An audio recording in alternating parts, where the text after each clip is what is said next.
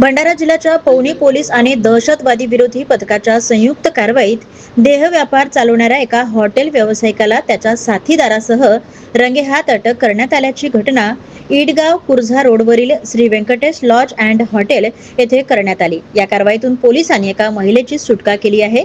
अजय विलास नागेश्वर वय वर्ष 26 राहणार बेलाटी तालुका लाखांदूर आणि व्यंकटेश पतिराम बागडे वय वर्ष 44 राहणार साकोली अशी अटक करण्यात आलेल्या आरोपींची नावे आहेत।